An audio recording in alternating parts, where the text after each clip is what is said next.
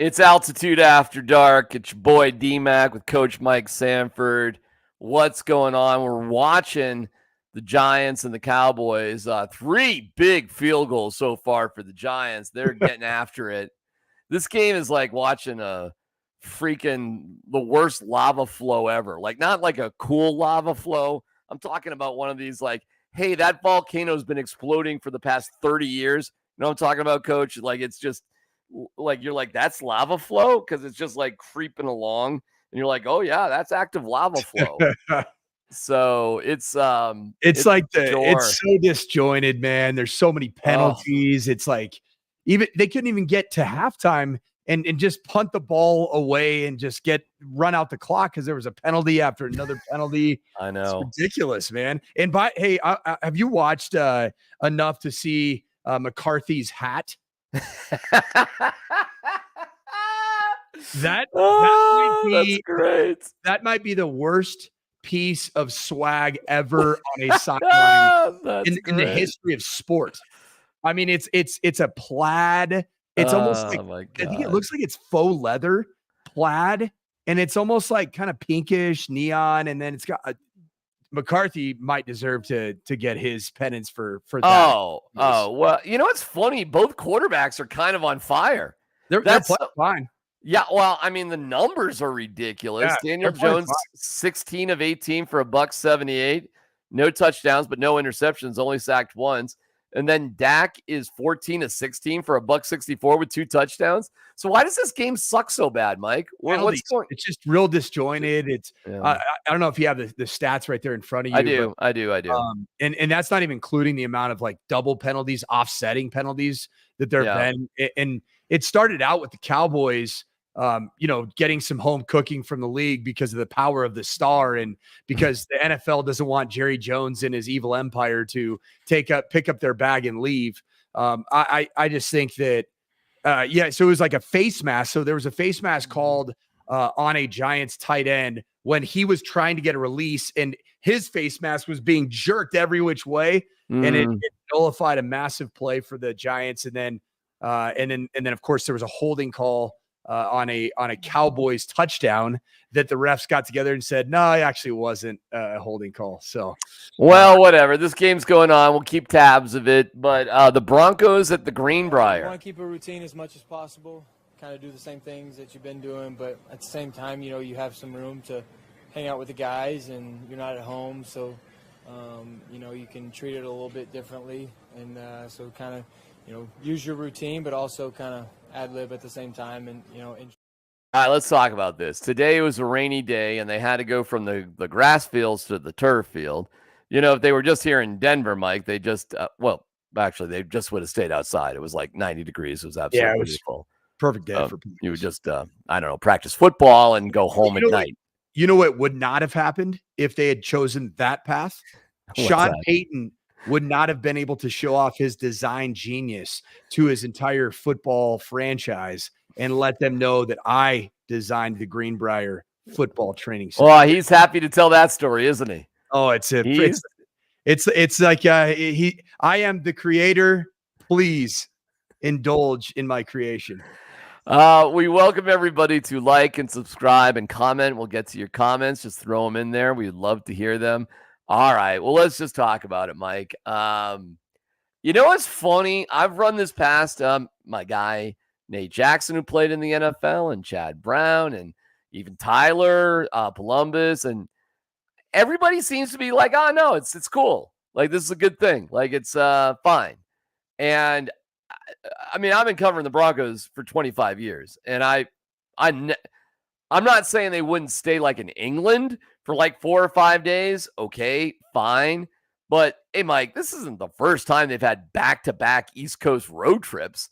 And The last time I checked, we don't live in Timbuktu or the Northern Territories or somewhere, east of Juneau, Alaska. We live in the middle of the country here in Denver, Colorado.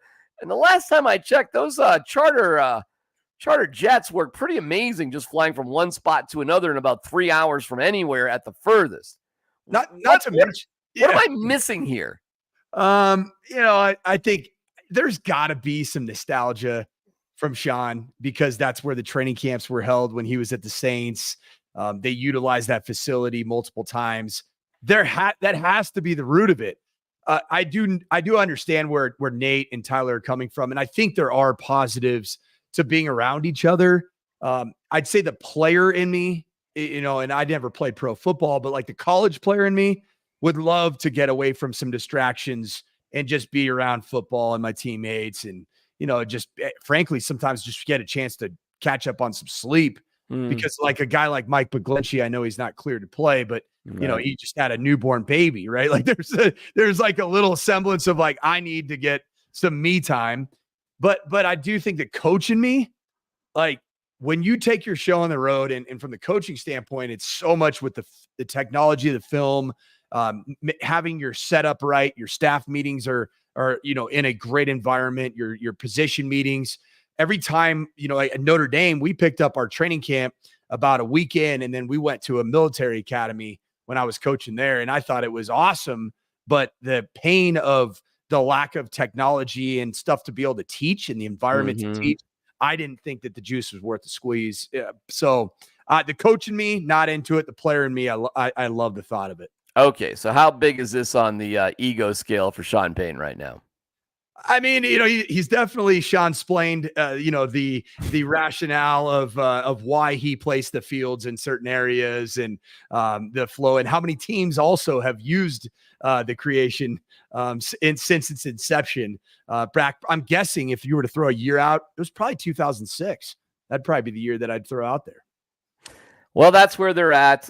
They got chased off one field to go to a turf field. It just like, hey, man, the first couple days felt like cool. How the rest of the Muggles convinced their bosses to pay for them to travel to West Virginia for this is beyond me. And from what I understand, because I've talked to a few, there's a lot of Denver media actually out there right now. So hope they're enjoying West Virginia. I guess any excuse to get away from your significant other and your kids, Mike, is well, you know that. You went to the Senior Bowl, the East West Shrine Bowl, the Toilet Bowl. You got I went to a lot of bowls. Yeah. You got away a little bit. I did not go to the bidet. I just went to bowls. It's very different. But well, now you're forced me to do this. For me, is it Batty or Beatty? We got to know. It's Beatty. Beatty. My last name's Bidet. So now. For me, is it Batty or Beatty? We got to know. It's Beatty. My last name's Bidet. So now y'all. For me, is it Batty or Beatty? We got to know. It's Beatty. My last name's Bidet. You got a comment on that one? His last name is Bidet. Period. His name is Bidet. Because Beatty, which your partner in crime on the air, Tyler Columbus, still is convinced that it was originally Batty. It was never Batty. It was never Batty. It was BAY-DE. For me, is it Batty or Beatty? We got to know.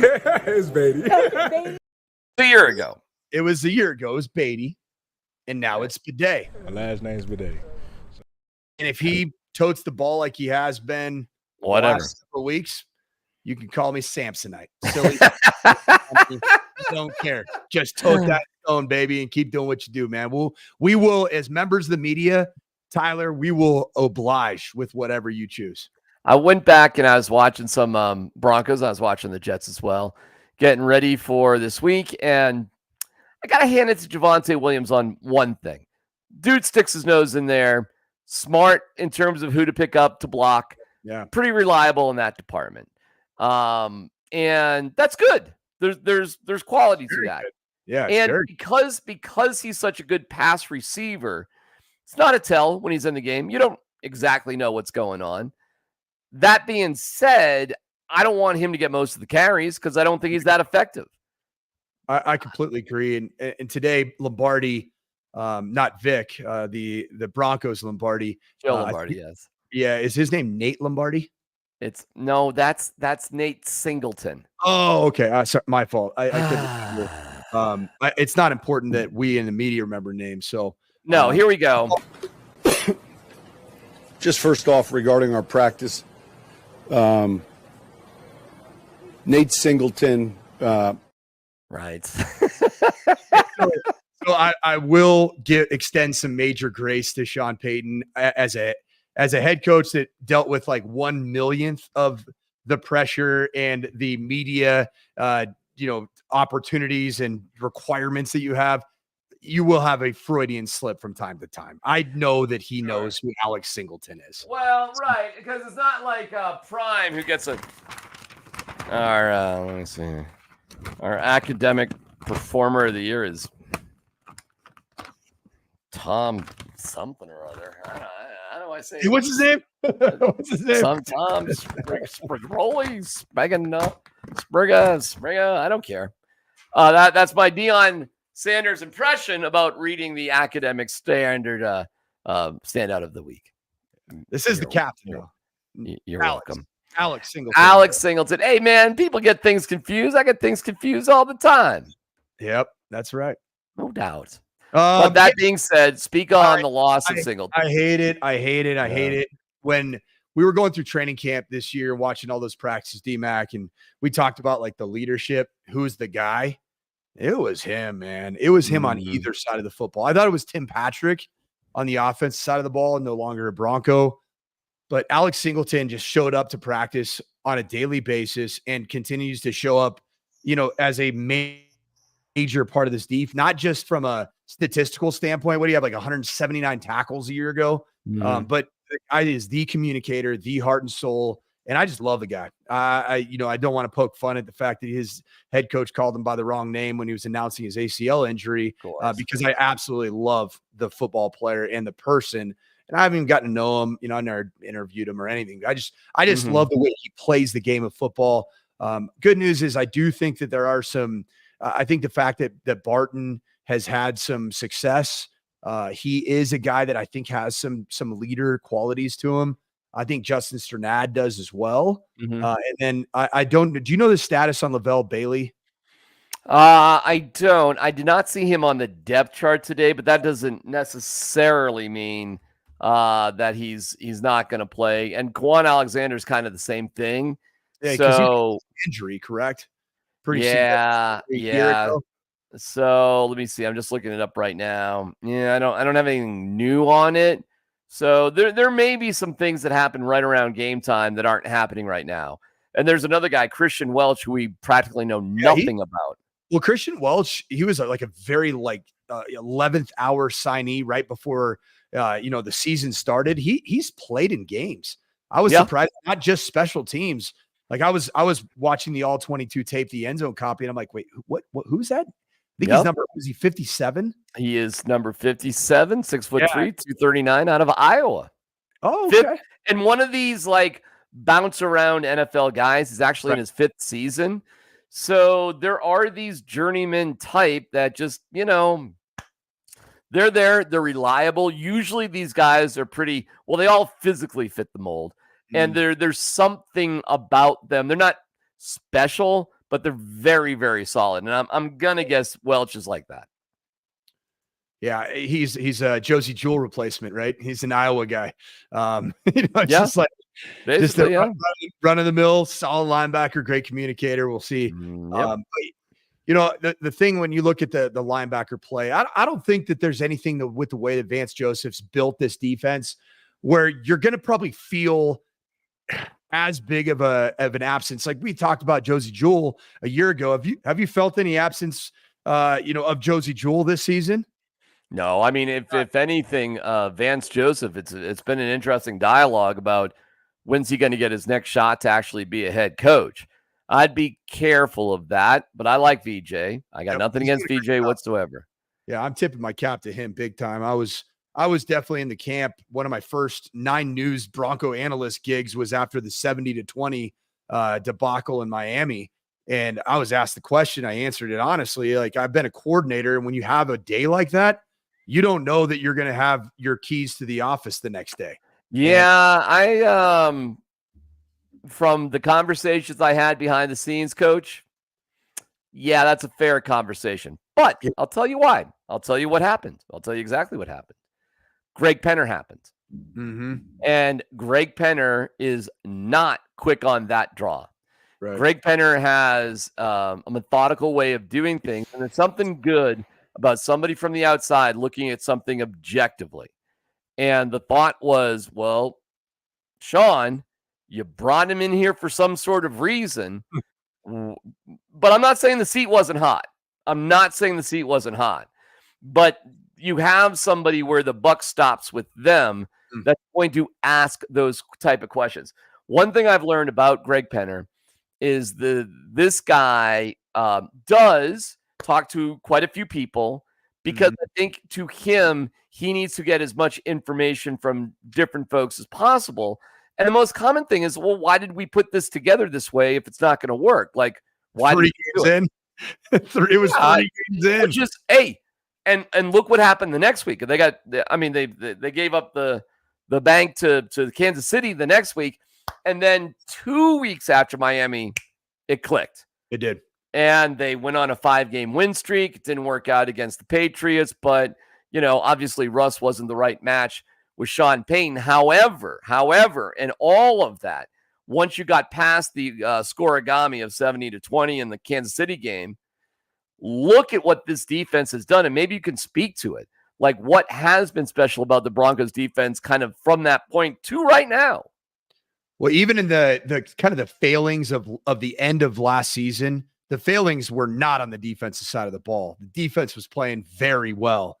And it's carried over into this season. I feel like that, the defensive performance, scoring against Seattle, 2 safeties, and setting up 2 more field goal opportunities that were cashed in. So you're looking at 6 + 4. That's 10 points the defense scored in that game.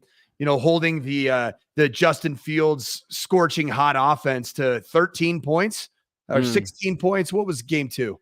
Is it? Oh my gosh. Yeah, no, 13 against the Steelers, 13 points. Yeah. And then I think the chef's kiss performance was against the red hot Tampa Bay behind Baker Mayfield. And what they proceeded to do 7 points is unload, I think, one of the deepest and most dangerous pass rush groups in pro football, because you can look at the Raiders and say they got Max Crosby. Well, as a coach, I can send the slide to Max Crosby, right? Where are you sending the slide against this Broncos team? So if you have a 4-man rush, you got 5 offensive linemen, we're going to send the extra hat to. You're going to send it to Allen and Jonathan Cooper. Well, did you watch Nick Benito? Yeah. Absolutely. Just put on a pass rushing clinic against Tristan Wirfs. And so I think that's what the national narrative. I saw a piece today with Mina Kimes and Benjamin Solak with ESPN that are they're big film watchers. And I think the diehard, film watchers in the media, they're falling in love with this defensive pass rush and defensive front from the Denver Broncos. And I think that Vance Joseph is doing a great job of employing them the correct way, which is not doing too much in forms of like twisting and stunts and games, but just letting them go, sick them. And it's been a lot of fun to watch, man. I think that this defensive front's going to be the key to the game against the New York Jets, because if you can get Aaron Rodgers off the spot over a dozen times in this game, you're going to win. Well, Aaron Rodgers, after their win against the Patriots, we had Adam Schefter on. He said he thought that was the best overall performance he's seen from the Jets ever. How about that? Which was like, okay. But Adam lives in Long Island, New York area. So, and he's, he's there with Mike Greenberg every day. I mean, listen, man, it's one thing to just sort of be a Jets fan. It's another thing to be a Jets fan and live in that area where they think they're constantly the center. They probably do think we live in Fiji or something in terms of traveling out there, but they're kind of overwhelmed with it. Okay, cool. Fine. Great. But that being said, their enthusiasm is kind of off the charts right now. However, it's not been like murderer's row. I mean, yes, they had a tough game at San Francisco. San Fran's 1-2. They're having their own struggles. Then they beat the Titans and the Patriots. How real is this Jets team? You know what I feel like with the Jets, a little bit strange comp, but it's almost a little bit like the CU Buffs, where talk to me. You do have a lot of unique situations, a unique roster build, unique potential in the building dynamics, but you still got the best quarterback when at his best and given a chance to win a football game. Each one of them is going to beat you. Like if given the chance, he didn't have the chance against the Niners.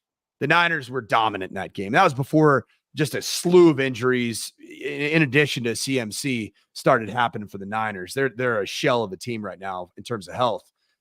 But he didn't have a chance to win that game. In the other two games he did. And when given just a little bit of time or given a chance to win a game-winning drive, just like Shedeur Sanders, there's an inevitability.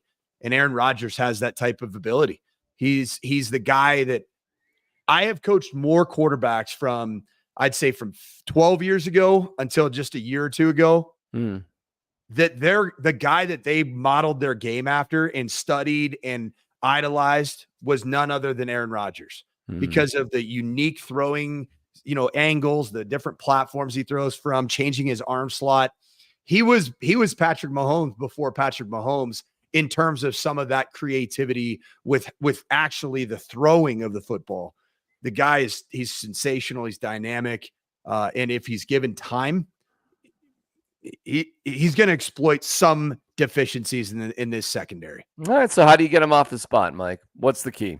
I think you just got to keep rotating in fresh bodies. I'd love to see a little bit more Jonah Ellis. He's playing a little bit, but now with Baron Browning down, Zach Allen's been unblockable. He I don't know if you saw this stat.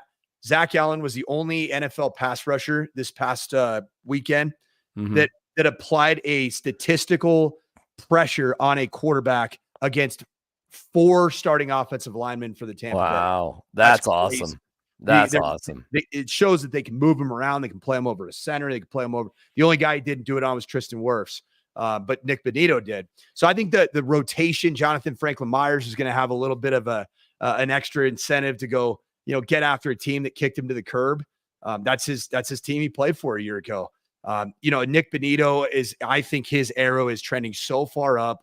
Jonathan Cooper's he's the longest, strongest, like speed to power type of a pass rusher. But then I think Jonah Ellis is a guy that you need to kind of start working in. I just love this defensive front. I loved him all training camp. I'm glad to see that my eyes really, that was my first training camp covering in the NFL. And that was my storyline that I came out of. I'm like, these guys are good.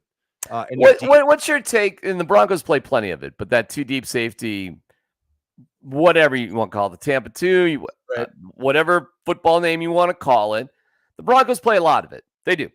And it worked out brilliantly when Brandon Jones picked off, Baker and that whole thing. And it's been effective, period. Now, it seems like everybody's playing it, and I get it. I do get it, Coach. It's not new. It's been going on for a million years. But that being said, my take on it is Aaron Rodgers was frustrated. He's not been getting the ball to Garrett Wilson. Why? Yeah. They've been bracketing him and playing deep. Simple as that. So if you're going to beat us, I guess it's going to have to be Lazard or maybe somebody else. That sort of deal. What's your take on that? Yeah, so when you play too high coverage, to have sound too high coverage, there's obviously various forms of too high coverage. There's cover 2 in a traditional sense. There's 2 Tampa, which is the deep safeties have the halves of the fields. The corners are the flat players. So they typically shove the outside receiver within 5 yards, and then they read the quarterback's eyes for anything underneath. But then the middle linebacker in 2 Tampa, he just sprints and stays above the biggest threat over the middle of the field. So it really does play like an umbrella coverage. If it's run game, then that Mike linebacker just plays the run.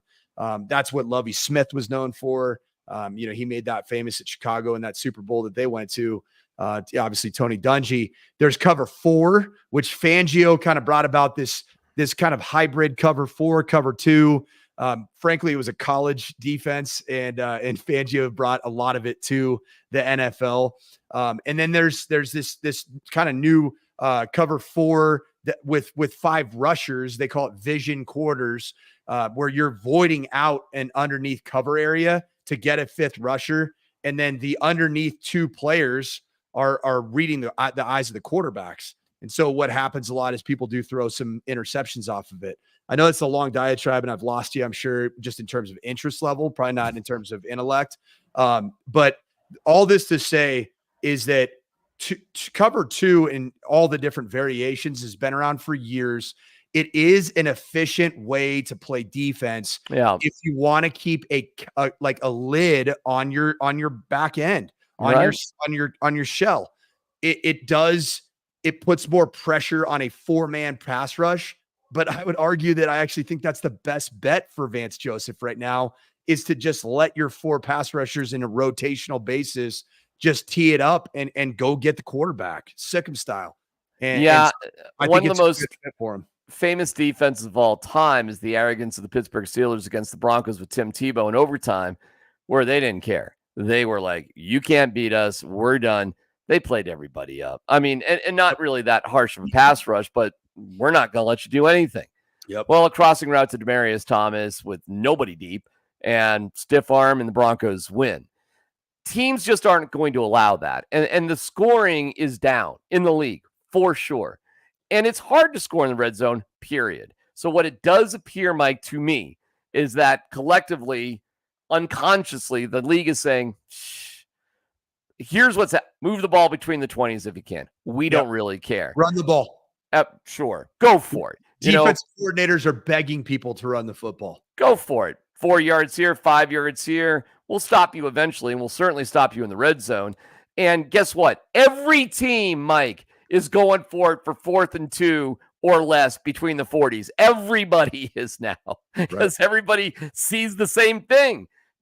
We'll just keep you to a field goal at the worst. We really literally have nothing to lose. So this is where I'm going with this. You're not going to see 70 to 20 games. And if you do, that's really a team on the losing side of things that is terrible. That's a Panthers type of a situation, or the Panthers doing it to the Raiders type of a situation. So I think this Broncos-Jets game will be basically a 1-score game. They all are. Exactly. Like tonight I'm watching this. Dude, it's 17 to 12. Yes. Okay? They're about to go to the 4th quarter. Mike, it's 17 to 12. Dak Prescott makes $60 million a year, and Daniel Jones makes it 40 whatever million a year. Right. 17 to 12. You like this direction of the NFL? My dad coached in the NFL a long time ago, 2000. I believe he was there from 99 to 2001 for the San Diego Superchargers. And I was blown away because I was playing college football at the time by the same dynamic of low scoring NFL games. I think that scoring is down a little bit. The first 2 weeks, it was like the numbers were egregious in terms of passing touchdowns were down like almost 50% or 100%. They were down so much. I think week 3, it was a bit of a, like the Jaden Daniels game, the Cincinnati Bank, like there was a return of high powered offenses and high scoring units. I think it's just the game is set because of the salary cap, hell or high water, to give you an entertaining brand of football in the 4th quarter. And what happened with the too high coverage stuff is that there were so many good quarterbacks that, and typically if you were paired up with a really good receiver and a really good quarterback, like you got to keep the dang top off on the coverage, or you're going to get ran out of town. I think it's good. I think that close games are better for the NFL than uneven blowouts. That's what I would say. All right, Mike. Your pick for Sunday. God, that's a hard one, man. No, it's not. It is not a hard one. I think that this is going to be the very first true Aaron Rodgers like coming out party. Okay. So San Francisco, they played at where'd they play that game? San Fran. Okay, and then the game 2 was Tennessee. Tennessee was in Tennessee, and then the Patriots was in New York. Was Fireman Ed and the rest of them going nuts. It was like a Billy Joel Bon Jovi twin bill. It was in the Meadowlands. It was a night game. It was a Thursday game. Yes. A lot of people had their blue collar jobs and couldn't. Let's keep in mind the Jets have had 10 days to get ready for this game too. It's a good point by you right there. Yeah, I think this is going to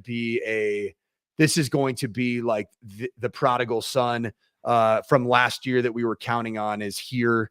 I think Aaron Rodgers is going to put on a clinic, and I think I think it's going to be close. My final prediction would be like 27-17. Oh my God, I was going to go 26-19.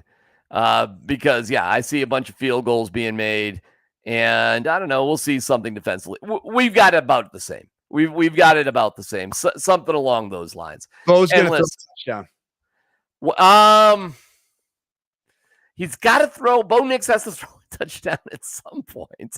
He probably gets a touchdown thrown in this game, right? I mean, it's got to. Bo's coming out of last week with more confidence, which is a great thing. Yes. Yeah, but can you seriously start in the NFL for 4 straight weeks and not throw a touchdown pass? Bo's going to touch the stove a little bit more this week. He's going to throw a touchdown, but he's going to unfortunately throw 2 interceptions out of overconfidence. And that defense is tricky, man. Robert Saleh it's a unique structure. It's very good. It's very and listen, man, it's not an ideal rookie on the road type of a defense. Yeah, it's a weird environment. Have you ever coached or been at that new stadium there? When I was coaching at Notre Dame, I beat the brakes off the Orangemen there at the new whatever the hell it's called. What's the stadium called?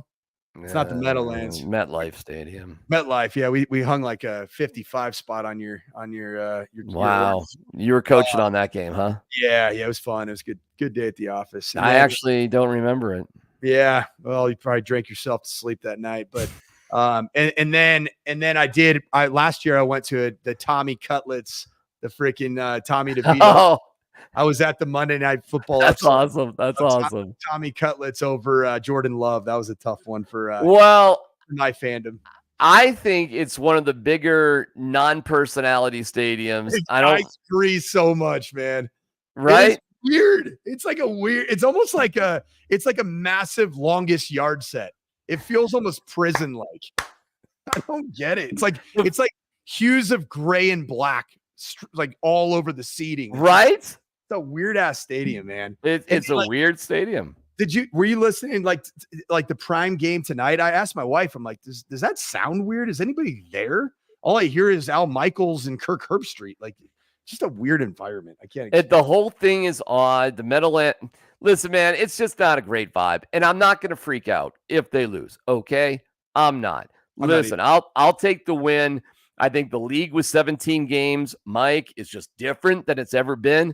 I think anything that used to be the way it is isn't the way it is anymore, which is good. And keep in mind, the Broncos have 3 of their next 4 at home. All right, let me ask you this real quick. Sean Payton said we're going to not look at the season in quarters anymore. We used to do that. We're not. What do you think about that?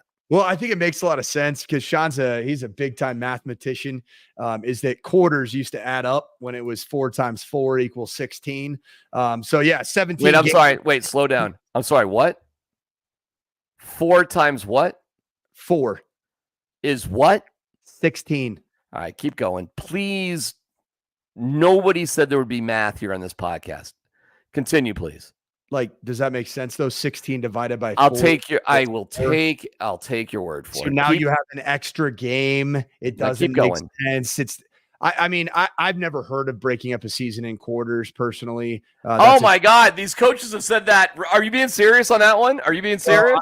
I've heard everything broken down in like, okay, a 1-game season. That's what everything is. It's like PJ Fleck, when I was working for him, he used to say, we just got to be 1-0 in the Rutgers season. And I'm like, oh, okay. We're in the Rutgers season. Can I tell you one of my favorite stories of all time about this? Please. My guy, Alfred Williams, was playing for Cincinnati. My guy, Alfred Williams, was the Butkus Award winner when they won a national championship at CU. And they drafted Mike Kroll, something like that, out of Nebraska. The Broncos did instead of Alfred. Yeah, Lucas's dad. So Lucas's dad. I'm getting it wrong. Mike, what the hell is his name? Anyways, they drafted the guy out of Nebraska. I'm forgetting his name. He went on to win Rookie of the Year and then flamed out. Alfred got drafted 18th and was so upset about not getting drafted by the Broncos and going to the Bengals, he cried on draft night. True story. Gets to Cincinnati, and he's in a team meeting, and they started terribly. They started 0-4.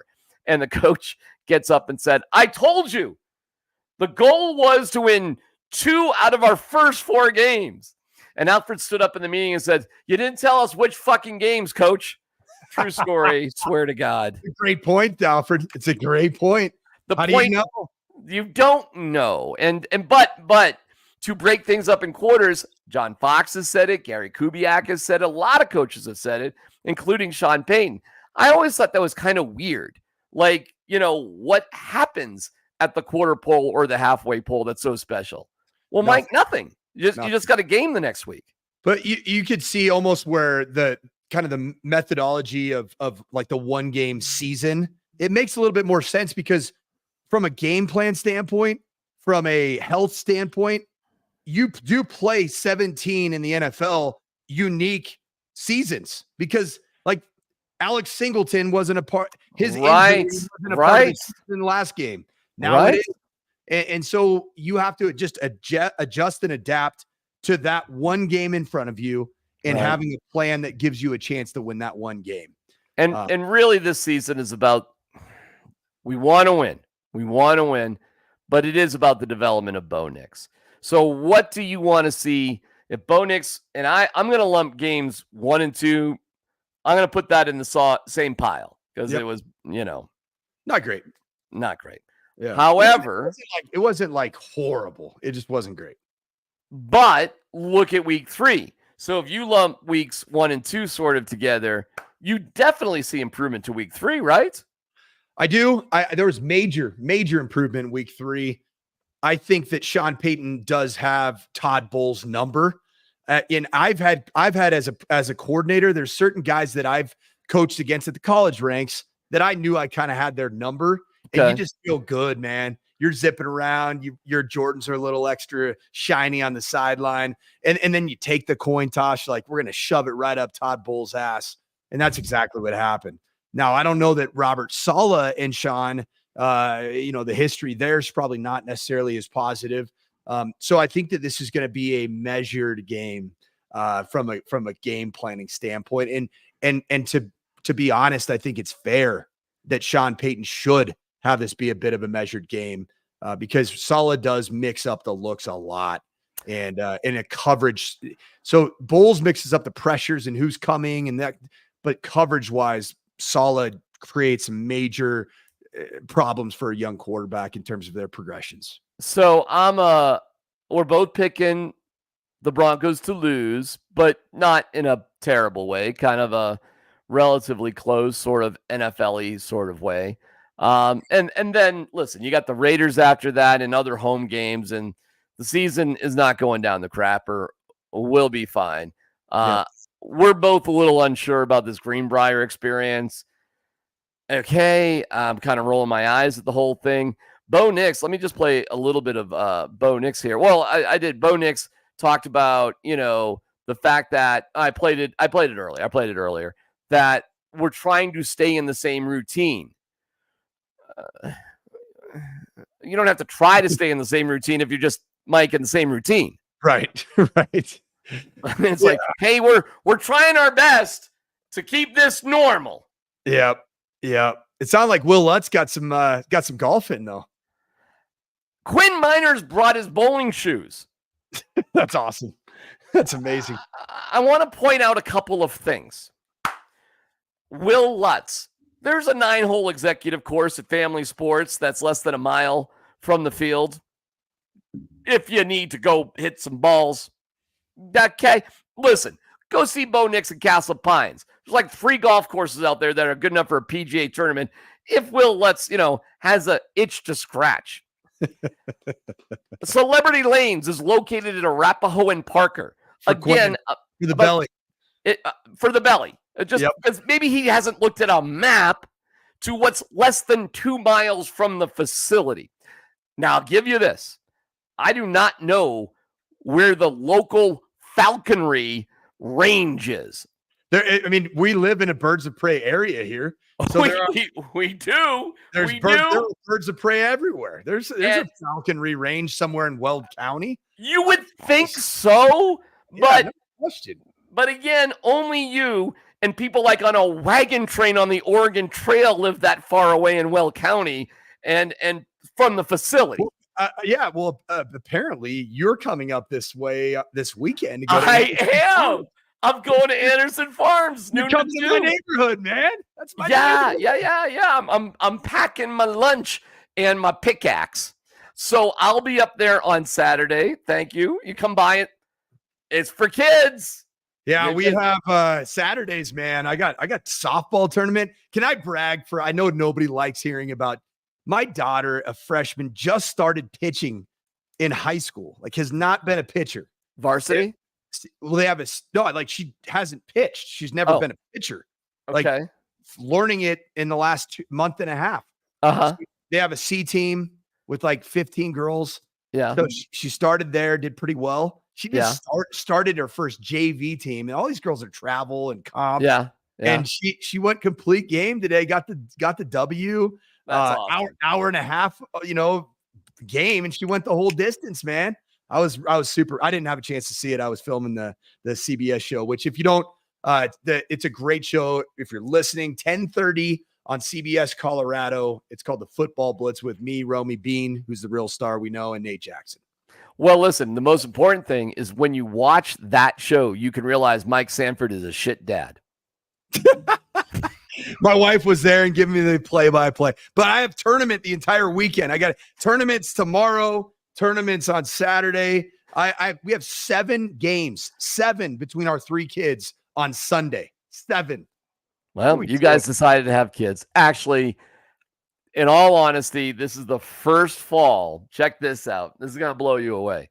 This is the first fall in, I got to do the math here, 22. First fall in 18 years that I don't have a kid playing something in the fall. First time in 18 years that I'm not going to kid sports. You know what that's called? What? You're old, bud. Yeah, buddy. Yeah, you're old. Kind of sucks. I miss it a little bit. It's awesome, man. It's great. I love watching my kids play, and I know you did too. It's funny watching the Broncos, the Avs, the Nuggets, the Rockies. Nothing has put me on the edge of the seat with sports more than watching my kids play. Nothing about it. You feel so out of control, don't you? You're just like you're like I want. Well, I'll just tell you. I felt so yes. And when it came to baseball, which is really my big sport, I just said I can't do this. I got to coach. I literally had to coach. Yeah. I cannot stand this anymore. I couldn't sit back. The rest of the sports, wrestling, hockey, lacrosse, whatever, go for it. It didn't matter. Hockey was great too, because I just go with the other dads, and half the hockey rinks for youth hockey, you could drink. There's beers. There's like a bar. One there in Westminster, Broomfield. I've been there. Westminster's fantastic. Dave Platty owns the bar, man. Our guy, Dave Platty. Yeah, what is that? Jay Platty owns that one in Westminster? Yeah, he's at least a part owner. That's my guy. Yeah, because my guy Jim Armstrong used to be maybe they own it together. That would make sense because Jim's a longtime sports writer. It's called Shooters or something or whatever. That's it right there. I think it is Shooters. It's something like that, right? Nah, many times. See, I'm telling you. It's great. It's like you drop the kid off. I don't even have to tie his skates anymore. I'm just like, no, I think Shooters might have been Lauren Bobert's old bar out there in Rifle, Colorado. I don't think you or me have been to that place. Oh, I would love that place. Are you kidding? Listen, a perfect day is just to, go see Beetlejuice, maybe take a nap, and then just go right off to Shooters. It's just absolutely just a quick movie theater pre-nap. Nothing very quick. Nothing better. CU UCF. What don't we understand about UCF? Because I myself included, and my degree is scouting college teams, Mike. I'm going to tell you, it's limited at this point of the year. But how is a program that I really know nothing about a 14-point favorite over CU? Line play, running game, quarterback run game. All high level. Yeah, they're the number one rushing offense in college football. But big caveat on it, they've played Sam Houston State and New Hampshire. University of New Hampshire, and then they haven't played anybody. Okay, they beat TCU, who is absolute cheeks this year. They're terrible.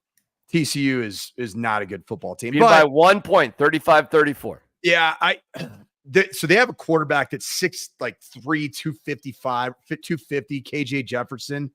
He is a absolute load. And if he's hot throwing the football, then CU will get boat raced because he's going to run the football. And if he can get going with the pass game and hits a couple down the field, it's going to be a long day for CU because I don't know, but I think UCF's got big defensive issues too. It's going to be an interesting game. All of them are. Would you pick UCF? I won't make you pick a score, but would you pick UCF to win? I would say that that's probably what should happen. But once again, and I'll say it every week, I said it before last week, DMac, right here, is if UCF allows CU to hang within 7 points within 3-4 minutes remaining, they're going to lose. And CU will win because they got Shedeur Sanders. Travis Hunter, your favorite to win the Heisman right now? Yes. Me too. It's funny to me that's not more of a slam dunk with more people, but Cam Ward's the odds-on favorite right now, right? Who's that? Oh, Cam Ward? That would make sense. Yeah. That would make sense. So he's the odds-on, and I'm trying to think who else might be in that conversation. But yeah, it's Cam Ward is number one right now.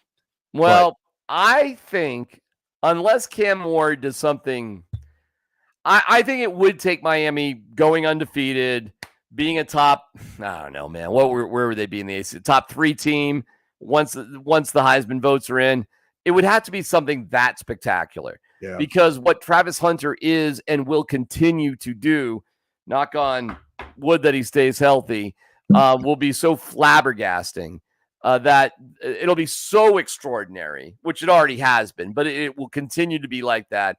It'll be unavoidable. And when you compare Cam Ward theoretically to all other quarterbacks that have won this award year after year after year after year after year, I just think the voters will want something different. Unless Miami just is, it's ridiculous. Like it's a Joe Burrow type of season. Yeah. Yeah. Cam Ward, have you watched him much? No, not really. He's a bit of a magician in terms of his athleticism. He makes the highlight wild play, which is the only thing that gives me any pause to saying that Travis Hunter should by far be the Heisman. Because if he's winning all the games and making all the big plays and right now is the number 1 graded player in college football on PFF, the number 1 player, then there's a conversation. But I just think that what Travis Hunter's doing and at the level at which he's doing it has never been done, at least in the modern game of college football. Never. Why do we have the greatest audience watching this podcast? Because Bender's sport. It's Benders, not shooters. Yeah. Shooters. Mike Bobert. She's a Beetlejuicer. Okay. We'll leave that one alone. All right, Mike. Anything else on the way out the door? We got we got a close game. It's not the greatest game in the world, but we got a close game. I think they're showing a replay of something. I believe it's still 17-12 Cowboys. It's a pretty desperate game for both teams. Hold on one second. Let me just see here real quick. I want to play, y'all. 17-15. 17-15. Cowboys with the ball. They're driving. And there's 11 minutes to go, so we can say adios and watch this one. Who wins this game? Last thought. Who wins? Who figures this one out? I'm going with Danny Dimes, man. Nice. Yeah, nice. And then he can text the love of his life, Kay Adams, after and hope for the best. Because apparently that's a thing. It's a bit at least. Really? Well, I think it's kind of a joke, but hey, Danny, you win this one against the boys in New York. I would definitely shoot your shot, big. I'm going to say Danny Dimes gets sacked, knocked out of the game with something, hopefully not too bad, and Drew Lock comes in to throw an interception. But hey, one last thing. You've been pretty hard on Sunshine Sean with his Greenbrier trip, his all-inclusive vacation for the Broncos franchise. Yeah. If this works and you go 2-0 in this road trip, Sunday night in Altitude After Dark, I'm going to need you to do that entire show with your shirt off. Okay. All right, Mike. Great to talk with you, as always. Your bod, man. You know, I'm sorry, I can't. You're not. I can't. It's something's happening. Maybe we're having technical. The internet. I can't account for it. We'll see you later.